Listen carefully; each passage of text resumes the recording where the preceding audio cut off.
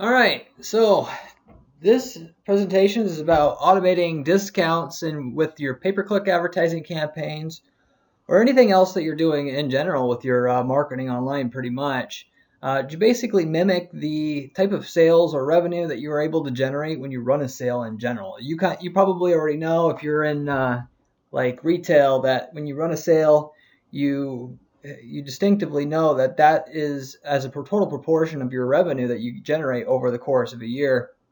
Let's say that when you run those sales, you're getting a higher run rate, and basically, whereas it'd be nice to, and I'm sure you've thought, how can I actually make the level of run rate that I have during when I run my sales?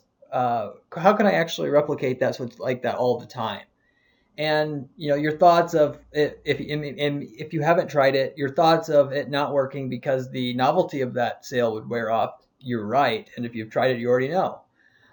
Just like anything else in marketing, if there was one way to do everything that worked every time and you could just hammer it, then everybody would do it, and everything that can be repeated and it's too easy to do, too common, gets rammed to death by us marketers anyway, and it stops working. So in any case, there are ways to get around that and actually then do the impossible, so if you will, if you're just clever about it and actually use PPC in the way that I do at my firm here, and use the various mechanisms of retargeting and audience targeting to automate and segment out your campaigns so that sales that are running essentially look exclusive to everybody that comes to your site. So essentially, it's a mini sale for every person. It's just not absolutely or abundantly clear that there is a sale running all the time for everybody. And that's what we'll get into, and I'll show you some examples of that.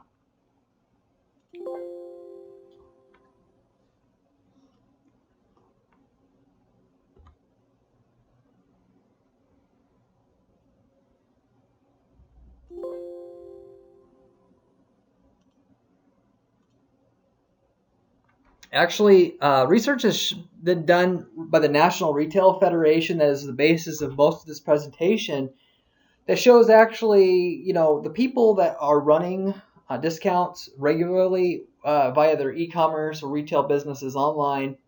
Also, just, it also applies to offline businesses in that the people that are running these discounts, despite, what popular belief may be, about running discounts, it does not eat into your overall overhead, or excuse me, your margin.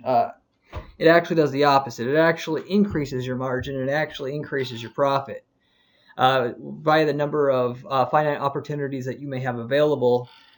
People not only buy 3 times as much often, but they spend up to 3 times as much money when they do purchase with you. As crazy as it sounds, the National Retail Federation's pretty credible resource. And in any case, this actually this applies mostly to people who are more price sensitive, and that would be the bottom 80% of the income class in the United States. If you're in the U.S. market, in that basically what or should I say $71,000 in annual income or below, which is the 80% and below income class. That these stats are true. Above that, it's more about value and prestige and some other things, psychological elements there that might take place of actual price and discount seeking that will go to increase your profit and your top line revenue and your bottom line revenue. This is what this is about. And obviously in most markets, this is you, unless you're in luxury items or business to business sales. And so that's what we'll be speaking about in this particular presentation.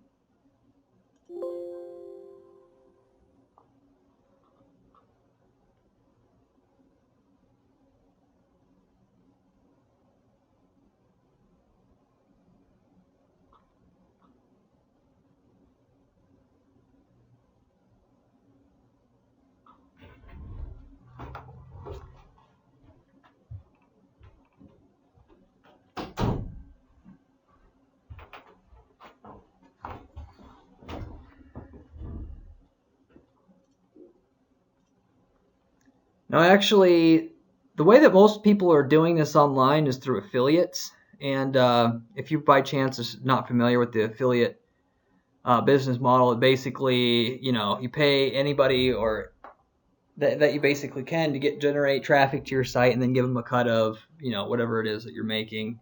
Generally, it results or amounts to 10 to 15% of the total revenue that you would generate. Maybe it might be less or might be more, depends on the company and what they decide to do with it. And they just let the professional marketers do it, and they think through scale. That's the best way to do it, and it's hands off. Typically, there's a number of reasons why I guess I would say I don't want to badmouth any affiliates, but you have less control of your brand that way, and so you don't. Given that most affiliates won't give you their traffic sources and what they're doing for good reason, that you would just steal the traffic source. You also don't have transparency in how your brand's being marketed, and so if they're saying or misrepresenting your brand, given that most people might not do that, you never know. There are some bad actors that can do that, and that can damage your brand quite well. And it has in many instances. You can see that, some horror stories about that online if you'd like. But in any case, because of these drawbacks and because of how much they're charging in general, a lot of times you have to pay 15%. That does cut into your margin quite a bit, even though it would end up with you more money than offering no discounts and doing no discounting online. I think that you could run your own discounting program and get a lot better results. Actually, I've proven that several times, and that's what I'm going to show you how to do here. Actually, and the way that people are doing this is primarily through like deal aggregation sites. One example of that would be like Slick Deals. Basically, you're going to I don't have a lot of familiarity with the affiliate world. Essentially, people are seeking out, there's specific sites where people are seeking out these discounts. I'm pretty sure that you go ahead and it's the same type of system. It's just a more formalized website or destination to go out and do that. Essentially, you go ahead and click through their affiliate link and they get a commission. And then, from there, you got other type of affiliates out there too. Even the bigger companies out there, Amazon and eBay, you can almost consider an affiliate of themselves. It's not exactly an affiliate or doing this stuff. It's very common. You actually have coupon sites, which are similar but different in that they actually give you a coupon code to use, which then you will then redeem on the site when you check out. So it's just a little bit different. Through the deal aggregation sites, cookie-based. Again, I'm not an expert in this particular field, but most affiliate marketing is cookie-based. So dropping a cookie on the user's browser, and then essentially when they purchase, they pick up on that, and then use JavaScript server-side scripting to match up your affiliate ID with the purchase and the amount, and then attribute that commission into your account using and piecing that data together.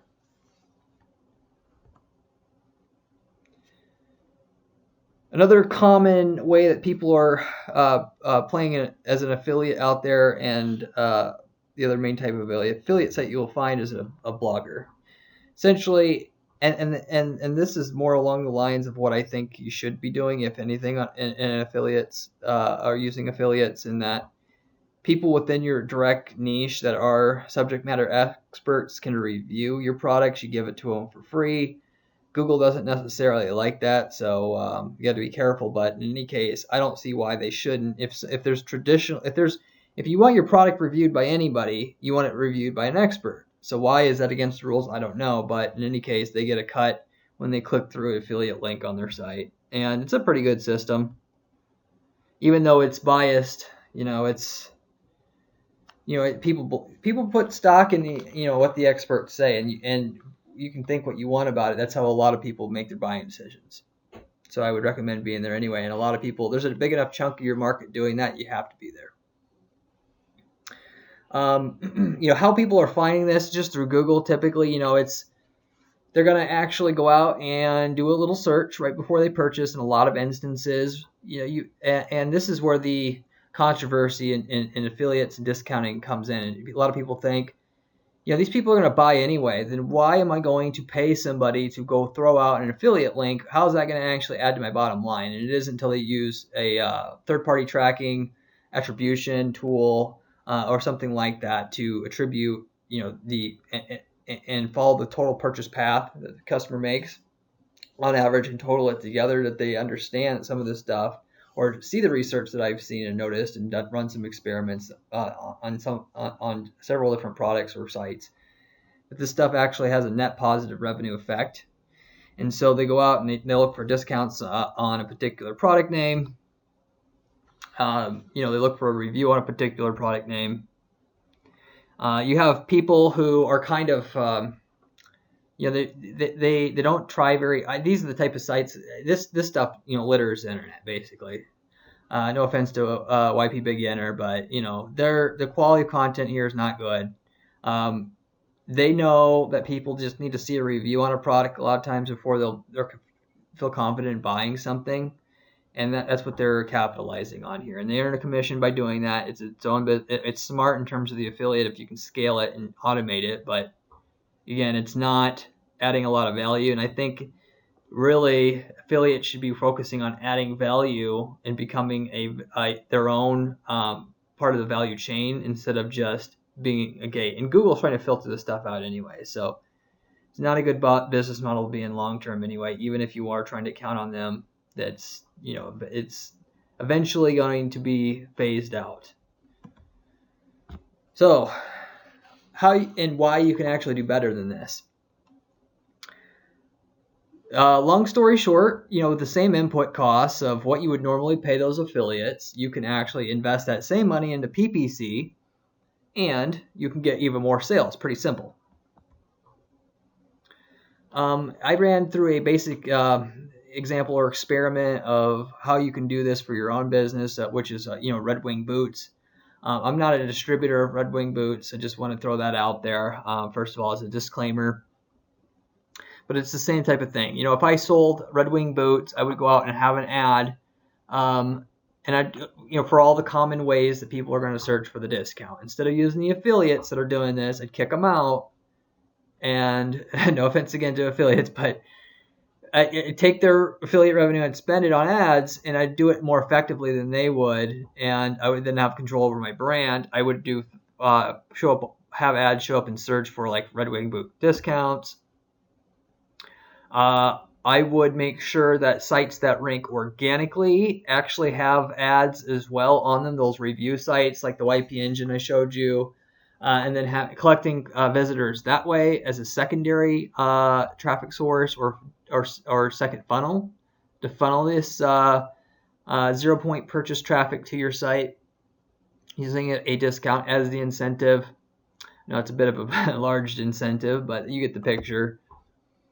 Then from there, so again, you piece together all the different ways that if someone is actually looking for a discount. You should look far and wide. I covered most of the basic ones there. So if you do all those different things and then just do all the proper keyword research, your base is pretty well covered. But you're going to want to go out, since you're going to not, if you are using affiliates or relying on them now, you have to be diligent and go out and do this stuff, because your affiliates know this. You might not, and you need to learn it if you're going to get serious. And if you want to, I don't want to be the person you come and complain to and you don't get as good of results because you weren't as smart as your affiliates were, more or less. So in terms of results, here are actually some results from several different campaigns that I pulled data from. And you just can kind of see the difference before and after of how this actually turned out for us and for different clients. These are each represent different clients that we've represented here at our firm. And that the total sales revenue from just running like remarketing campaigns and some other ways to get traffic in the ways that I just described to your site versus using affiliates, and how much of a difference this made. So you can see overall, this isn't meant to give you a precise level of results, if you will. It's mainly meant to show you that consistently we can get better results. And I didn't just cherry pick this out of like 50 accounts. This is out of a general sample out of maybe 10, 12 accounts that we've done this with, and that it'll work consistently. If you know what you're doing, it's very consistent.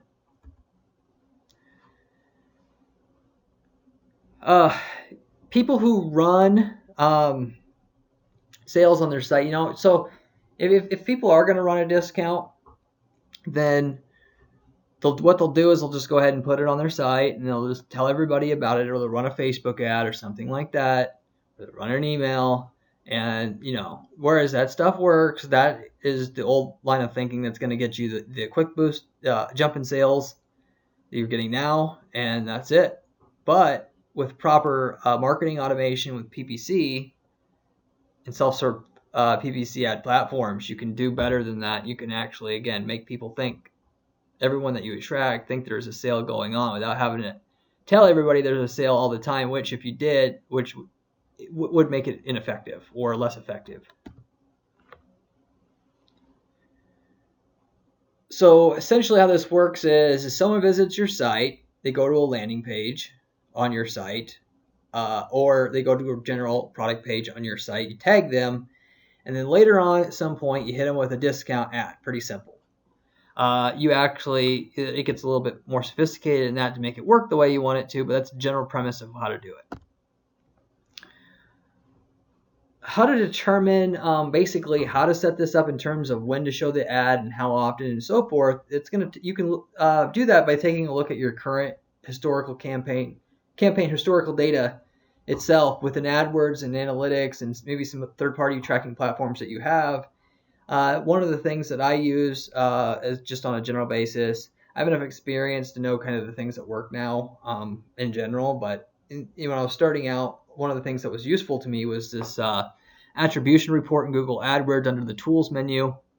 It shows you your average time to purchase from the initial click, and that kind of shows you your purchase window overall. I mean, and obviously that varies on purchase size. So the higher your product cost, or if you're in business, the same thing applies. It's just greatly exaggerated.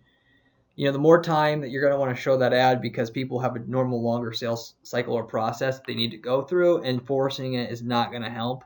So you want to normally have that shown during that entire cycle, absent of showing it immediately to people to make it seem somewhat exclusive still, which I'll get into. What you would do is just go into your Google Analytics console if you're running Google Analytics and AdWords, and simply specify your whatever product page you want, and do this for each product page that you have to create its own custom audience for people who just are interested in that particular product. 6-inch round toe heritage boots would be what's shown in this example. And then you'll go ahead and name your audience. You can actually set a window of time that you want to collect people in this audience. And from there, you can go to town and you can set up a campaign, and you can do all this stuff. One of the things that I wanted to point out that I thought was interesting and is important to know kind of about this stuff that I've learned over the years is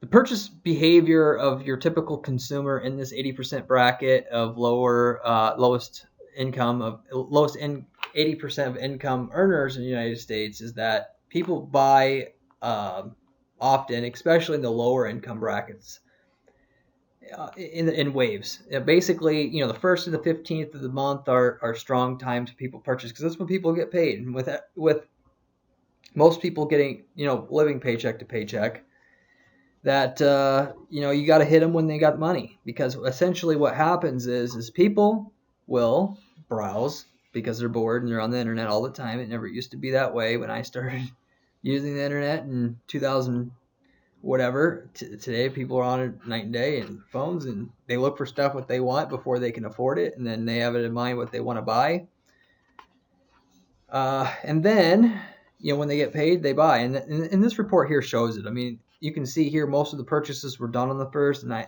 recognizing that I can bid more for this particular time of the month, and you can actually do that. It's a little bit more complicated than just saying, hey, on the 1st of the month, I want to bid this.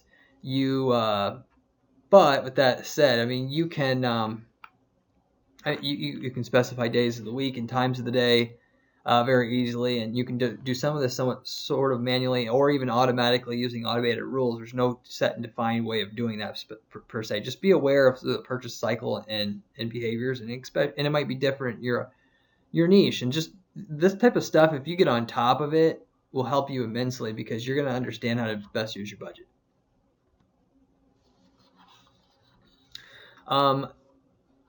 So, and then in terms of actually like making sure your offer doesn't show up to everybody immediately, I think a lot of people understand what remarketing is. They may not know the term. They understand they're being followed. It's not. It's everybody does it enough now. Since 2007, people have figured it out. Marketers are ruining it, and they're not doing it intelligently. Everybody's just slamming everybody with ads because everybody that's mediocre ad manager that's what they're doing. They're not going in and doing stuff like this where you holding back on the ads for a day or two and then having that show up randomly so it looks like an actual sale is occurring, not hitting them with a discount right away to where it's clear it's not a sale that popped up since they visited, or just hitting them with a non-discount ad right away again on top of it, which offers no additional incentive to come back to the site, which is also less effective. You can go into analytics and say, hey, make an audience for me that actually accrues an audience member once it's been at least 1 day since they visited, and make sure that they've visited to the site at least once to be on this audience list, and that will be your audience, for instance. There's literally tens of thousands of different permutations of how you can set up your remarketing audiences with this stuff. This is just one common one I use, and I wanted to give you an idea of what's possible and what just general best practices for this. And building upon that, why not just use a discount offer to every person who's seen your site then? Well, essentially, ads cost money, ad impressions cost money.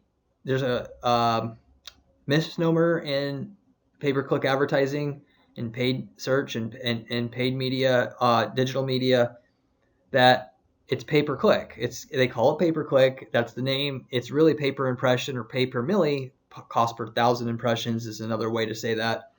And that, the higher your click-through rate, the lower your cost per click. Or another way of saying that is click-through rate on your ads and the cost per click is directly correlated or directly related. Or basically, and what that boils down to is if you're showing your ads to people who it's not relevant or will have a low likelihood of clicking or taking advantage of that offer, you're going to be spending money to get people who are not taking action. So basically, every ad impression costs you money, whether they click or not, whether Google tells you that or not, whether it's called pay-per-click or not. That's the way it is. So you need to optimize your ads to be shown specifically when that 80-20 rule applies most. When most of people that you're targeting need to see your ad and will take advantage of it. You do that by looking at your data if you're new at this stuff. But to give you an example of how exaggerated this actually can be, here's an example where we ran the offer right away. We did not discriminate. We just kept running it from initial click to just, past 15 days. When we cut that back after looking at the data and just ran the offer after waiting 3 days initially to even have that offer pop up, to make it look exclusive, and that's why it works and it stimulates the click is what I call it. And then we had it shut off after 13 days. You can see that the CPA or cost per conversion reduced dramatically. And this is the type of stuff that gives you a major advantage. So one thing I always tell my clients is you should be happy with breaking even on a pay-per-click campaign when you start out if you're trying anything new, because, hey, a good data analyst can double or triple the performance of a campaign just by looking at the data and making adjustments, because that 20-80 or 80-20 rule will always apply. And you got to be patient, and you have to understand that going in, that you have to fail to win.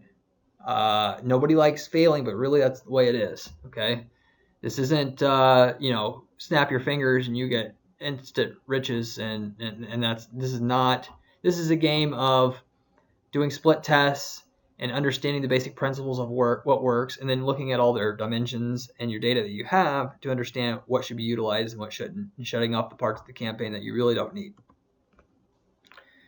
So, how much to discount? Interesting question. So, Actually, I had pulled this chart off of a different website that I have sourced on my blog itself, and they actually broke out like how much you can discount, and then how much that would actually cut into your total gross profit if you'd done so. Now, this doesn't take into factor your total number of increase of opportunities, as mentioned, as there are people who are absolutely conditioned to look for these opportunities, and if you don't have one, you will lose opportunities that are not factored into this. This just gives you a general idea.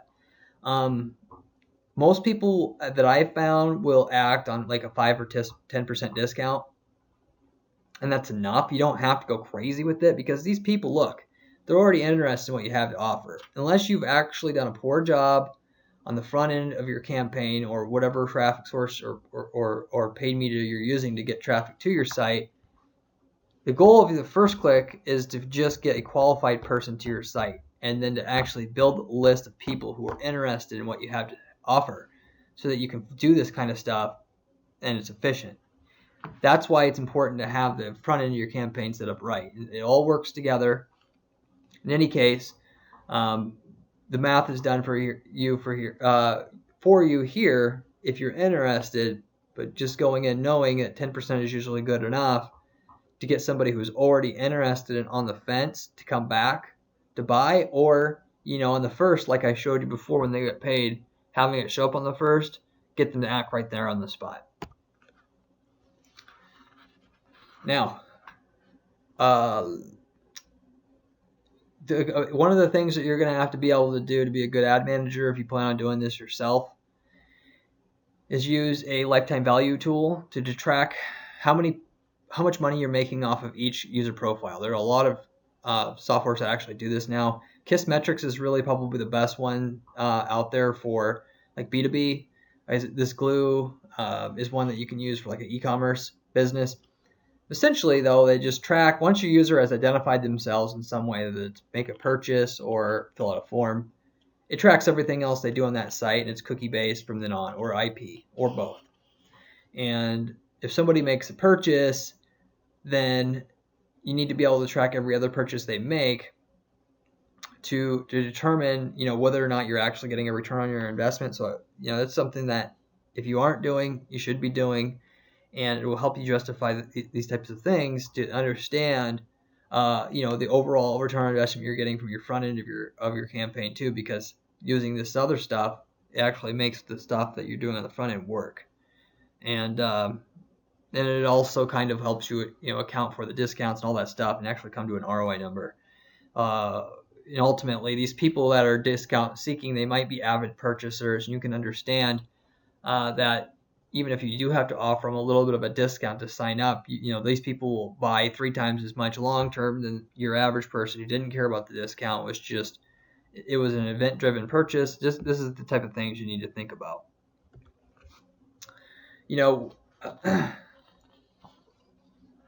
I always the name of the game in PPC is always to try to value the audience that you're targeting by looking at all of this data and then determining how much you can bid to make a positive return on investment that's acceptable to your firm.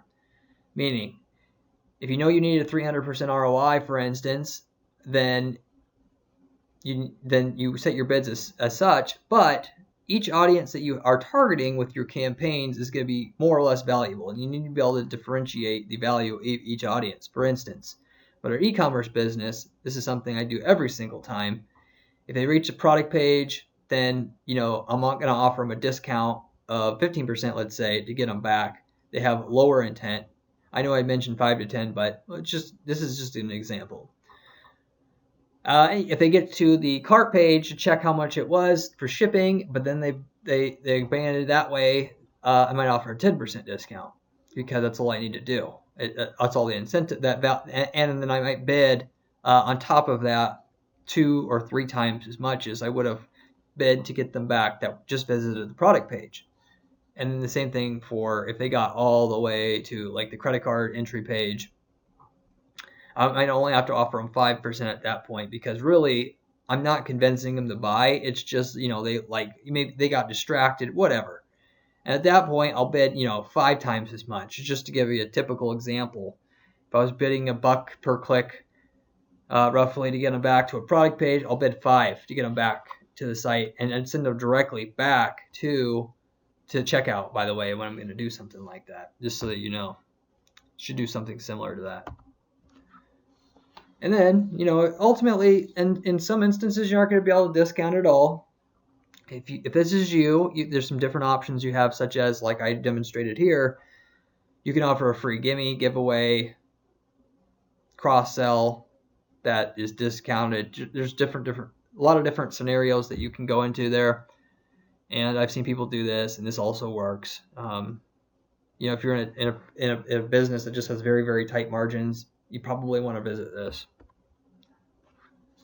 Another thing that you can do, if you do have tight margins or you don't think you can discount, is to actually only discount and offer that discount to people who have essentially made a purchase with you in the past. So they have a higher likelihood of coming back and again and again, and of a certain amount, not a $5 purchase or something like that. So, and actually you can do this.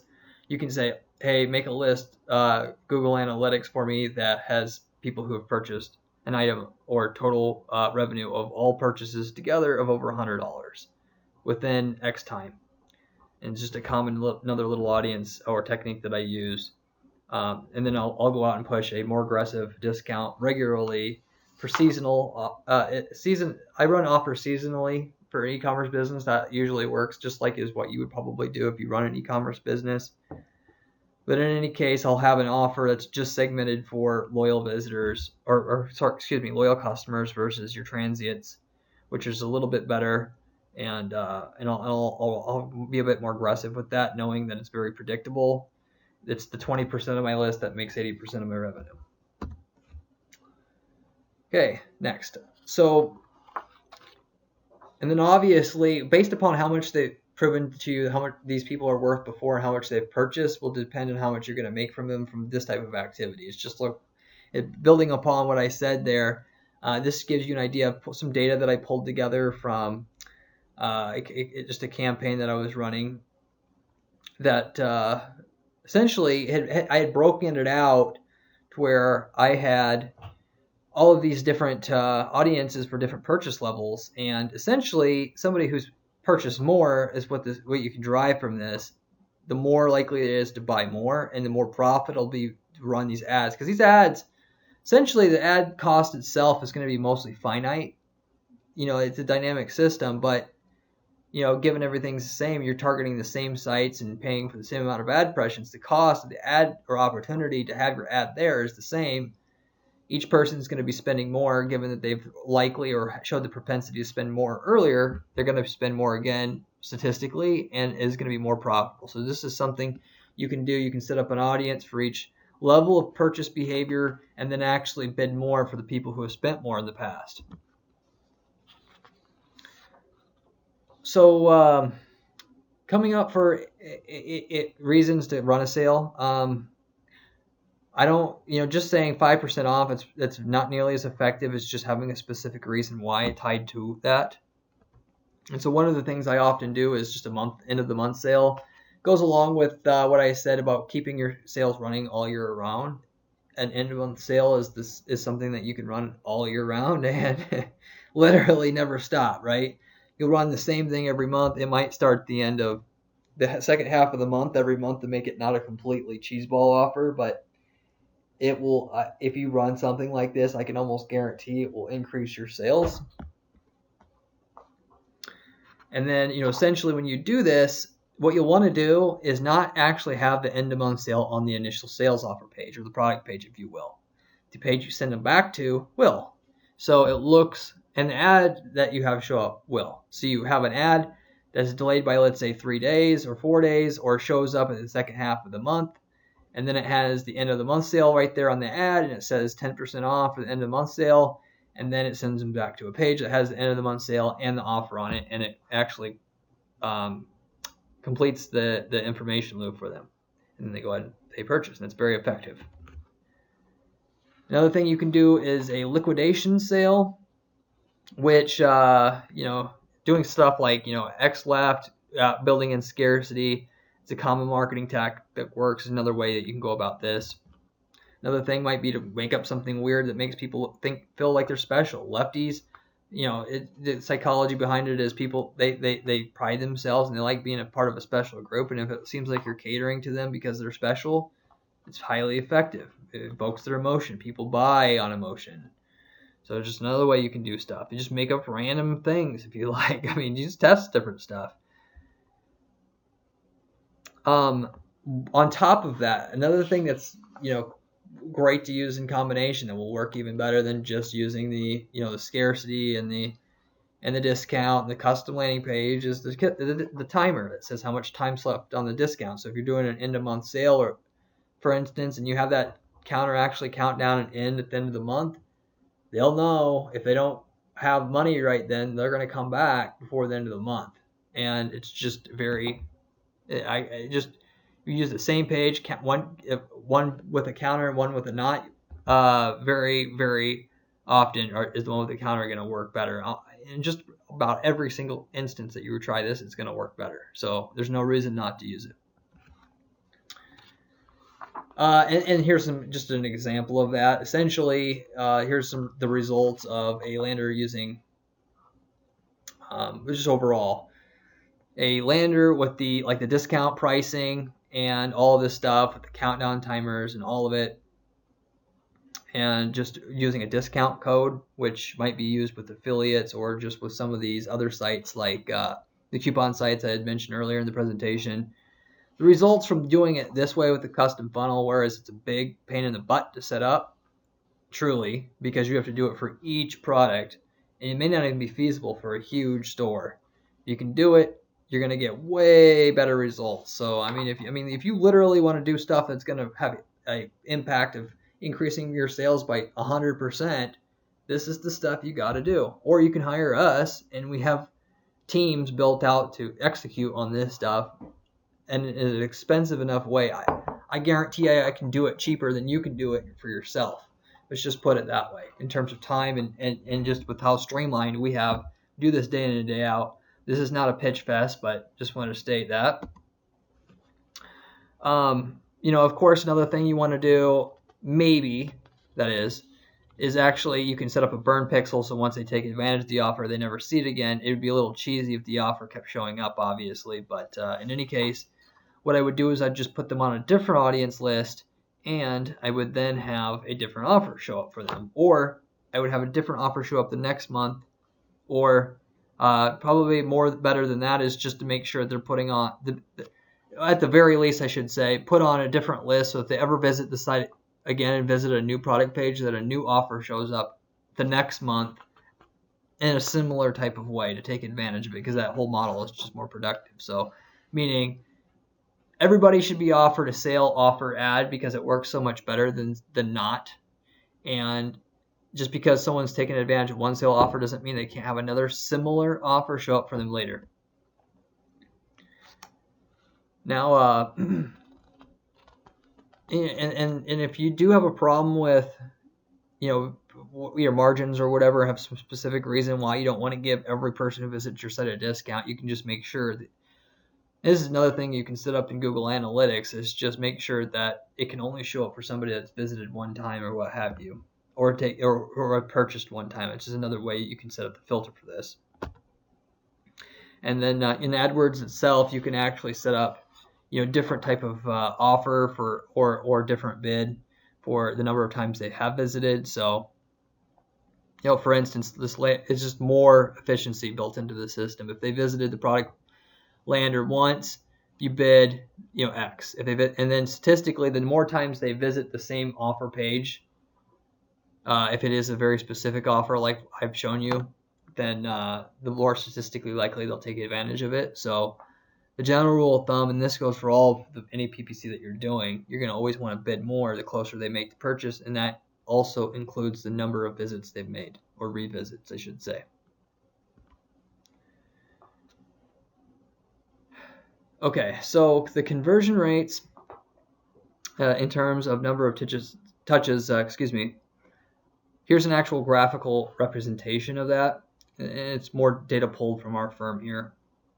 Basically, I just grouped together all the data from one particular client here in this instance, and it just shows you how your conversion rates on that second, third, fourth visit is always going to be greater than the initial one is, and it's very consistent now that it operates, and so it should be very linear in terms of also how you, and it also might be exponential in some instances where I've seen, but you should be very linear in how you increase your bids for the increase in visits, like I showed you earlier, and the slide earlier where I've done that in Google AdWords instead of separate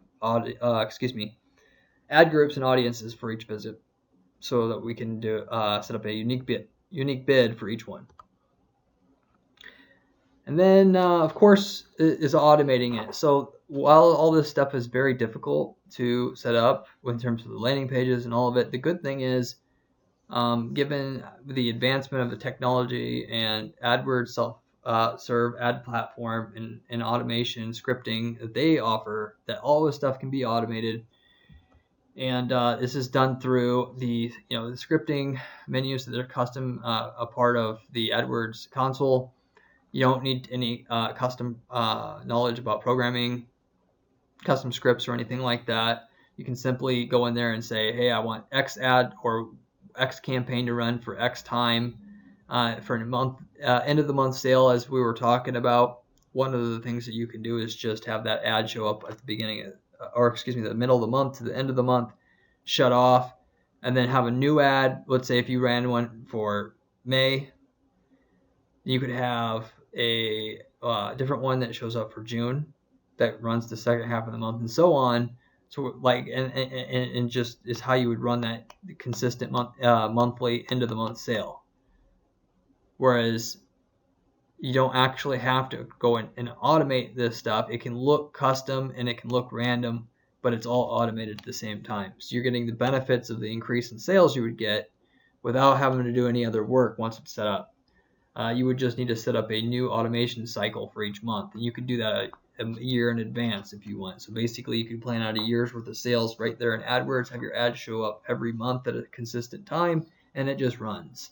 That's actually the only way that I'll do it. I did it manually for some time, and it's not that hard to set up this way, for one, and number two, you're going to make way more money if you do it this way, because you'll never ever remember to do it consistently right, and so this is just the only way to go about doing it, in my opinion.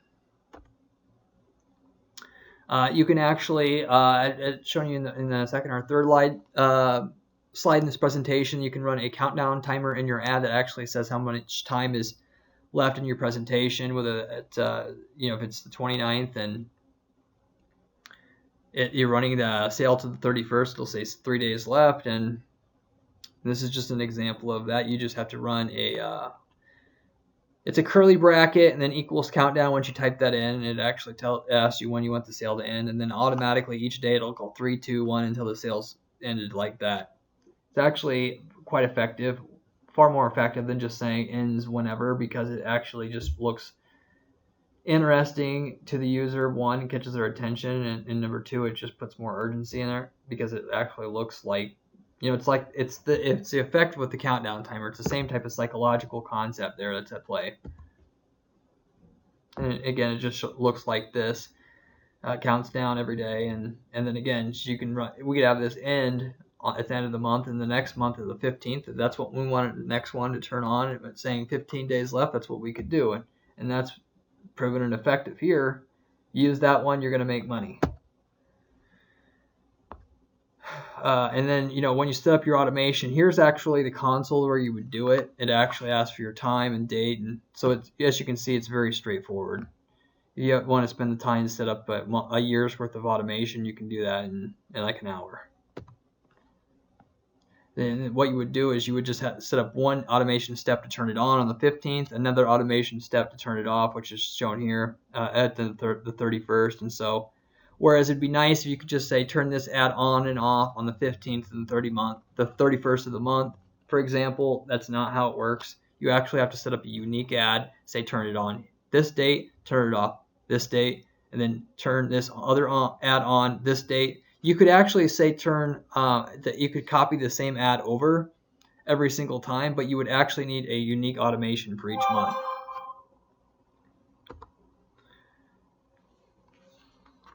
I just using all this together, piecing it all together, you're gonna get tremendous results. So I highly recommend you use all these different components. Using them all together is going to get you far better results than using one or two, despite how technically complicated it all is or time consuming to set up. And here, based upon this is another interesting thing here that you'll see that when I ran an end of the month sale like this, that was exactly how I explained it, where it goes to the 15th to the 31st. The sales actually rallied at the end of the month. And actually, funny enough, after the sale ended too, which I'll get into here, why,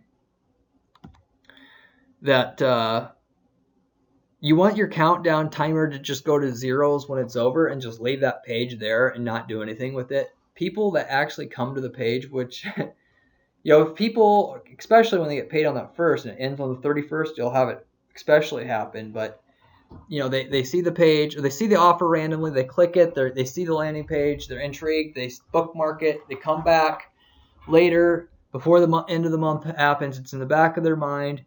They got there one day late just by accident. They're not even realizing they were late. They see the zeros.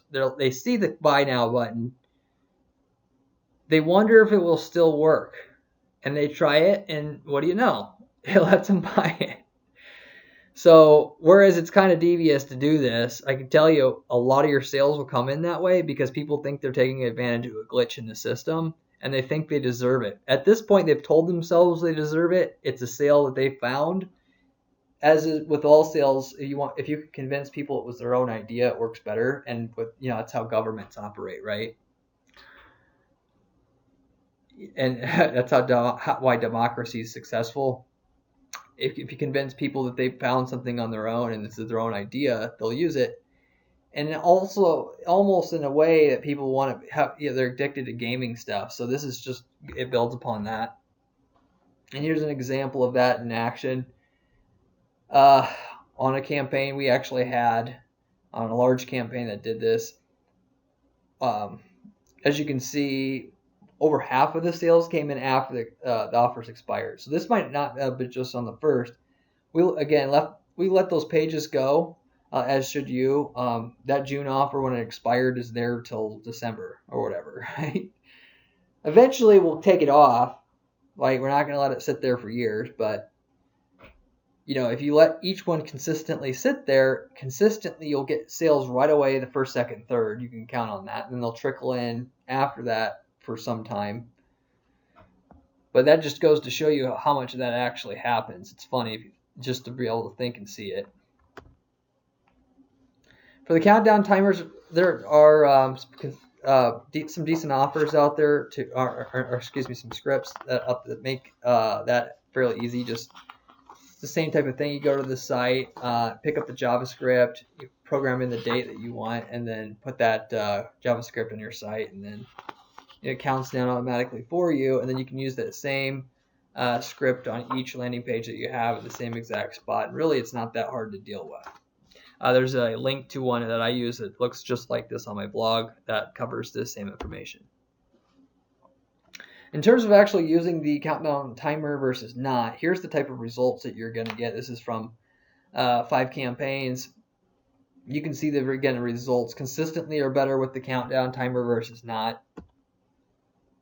And then, of course, all this stuff was predicated on AdWords Display Network, which I specialize in consulting and using, as not many people know how to utilize display ads on AdWords, and it presents a tremendous opportunity using strategies, advanced strategies, particularly like the one I explained.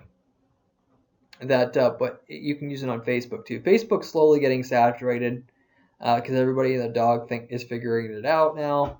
But if it works on AdWords, you always want to try it on Facebook. And this is she goes to show it. I mean, especially this. I mean, if it's predicated on seasons, right? If you run that end of the month sale, it's not quite as effective. But when you run a discount for your high value users, let's say on the holidays, this is consistently like what you can see from a newsfeed ad. That don't worry about the sidebar ads. Don't worry about mobile purchases. Focus on desktop newsfeed ads. Focus on having specific offers for specific products they were interested only, and offer a discount or a freebie with it if they buy now for people who have not purchased it, and you will consistently see results like this. Thank you for taking and participating and watching my presentation here. I'm actually producing lots of content just like this.